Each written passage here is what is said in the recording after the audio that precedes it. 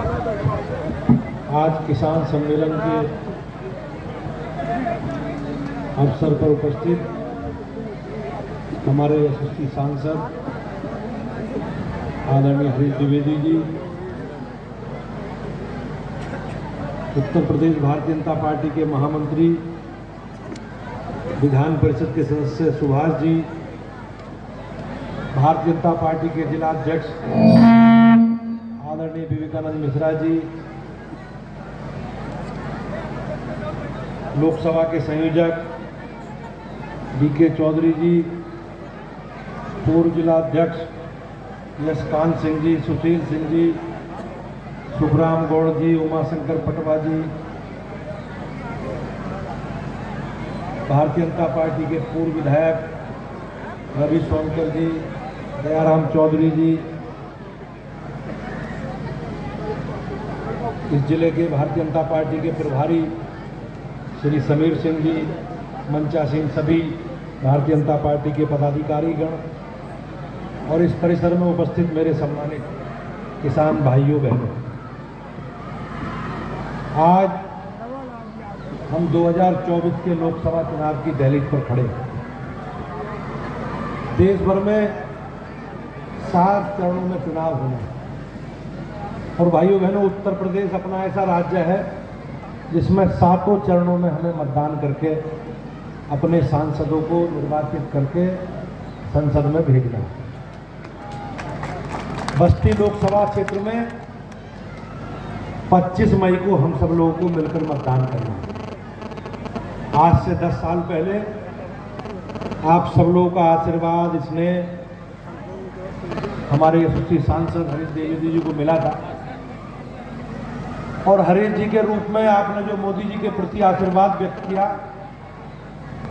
उस आशीर्वाद के स्वरूप में आज 10 वर्ष पूरे हुए और हमारी पूरी पार्टी और हम सब लोग मिलकर अपनी सरकार का 10 वर्षों का लेखा जोखा लेकर आप सबके बीच में आए।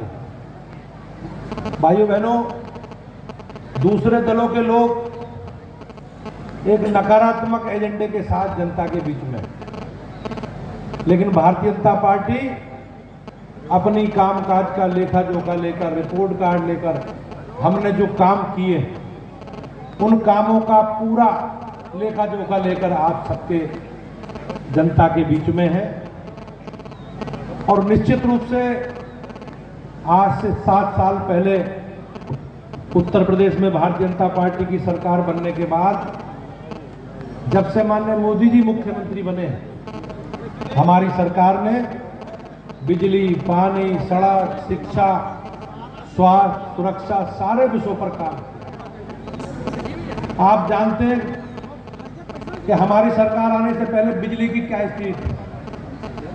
2017 से पहले बिजली के वितरण की स्थिति क्या थी और 2014 से पहले लगभग देश भर में 20,000 गांव ऐसे थे जहां बिजली नहीं आती। लेकिन माननीय प्रधानमंत्री जी के संकल्प के आधार पर मैं ये निश्चित रूप से कह सकता हूं कि आज कोई गांव, कोई मजरा, कोई पुरवा ऐसा नहीं है जहां बिजली नहीं। और 2017 के बाद माननीय मुख्यमंत्री जी ने बिजली के वितरण की एक पारदर्शी व्यवस्था लागू की। उससे पहले बिजली विशेष क्षेत्रों में आती थी। बिजली के वितरण में वीआईपी कल्चर था। कुछ क्षेत्रों में बिजली आती थी और कुछ में केवल हम लोग बिजली का इंतजार करते थे, बिजली आएगी, घर में लाइट जलेगी, हम अपनी खेती के लिए सिंचाई के साधनों का इस्तेमाल करेंगे। लेकिन भाइयों बहनों, बिजली के दर्शन नहीं होते। लेकिन योगी जी की सरकार बनने के बाद बिजली के वितरण में एक पारदर्शी व्यवस्था लागू की और आज मैं जिम्मेवारी के साथ कहता हूं कि हम सभी ग्रामीण क्षेत्रों में, शहरी क्षेत्रों में बिजली उपलब्ध करा रहे हैं। और भाइयों बहनों, हमारी सरकार ने जो आपने दोबारा जनादेश 2022 में योगी जी के नेतृत्व में दिया, तो भारतीय जनता पार्टी का संकल्प था कि किसानों को निःशुल्क बिजली उपलब्ध कराएंगे। और आज हमारी सरकार पूरे प्रदेश भर में किसानों को निःशुल्क बिजली उपलब्ध कराने का काम कर रही है। ये बहुत बड़ी बात है। लोग कहते थे कि जी किसानों की आय दुगनी होनी चाहिए। किसानों की आय दुगनी करने का कमिटमेंट सरकार ने किया था, लेकिन भाइयों बहनों मैं भी किसान हूं और हम लोग गन्ना गेहूं धान की खेती करते हैं। और किस प्रकार से अप्रैल मई जून जुलाई तक जब तक बरसात होती है, किसान गन्ने की या धान की खेती करने वाले लोग किस तरह सिंचाई करते हैं, डीजल के पंपिंग सेटों से सिंचाई करते थे और कितनी असुविधा होती थी।